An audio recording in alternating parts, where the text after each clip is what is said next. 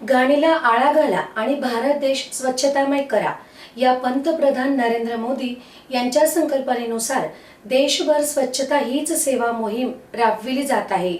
मात्र आज अशी काही गावे आहेत की ज्या ठिकाणी मोहिमेकडे दुर्लक्ष करीत असल्याचा प्रकार समोर येत आहे। याला शिंदखेडा तालुक्यातील मालपूर गावही अपवाद नाही।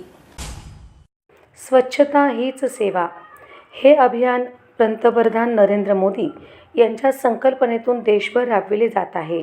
हे अभियान 2 ऑक्टोबर 2014 पासून राजघाट नवी दिल्ली येथे पंतप्रधान नरेंद्र मोदी यांच्या नेतृत्वात सुरू झाले आहे।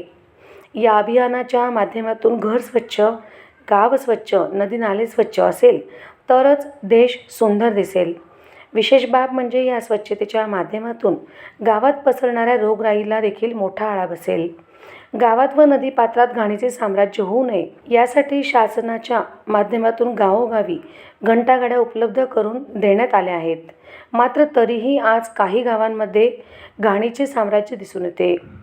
शिंदखेडा तालुक्यातील मालपूर गावातही घंटागाडी उपलब्ध करून देण्यात आल्यावर देखील गावातील विविध भागांमध्ये घाणीचे साम्राज्याचे चित्र पाहावयास मिळत आहे।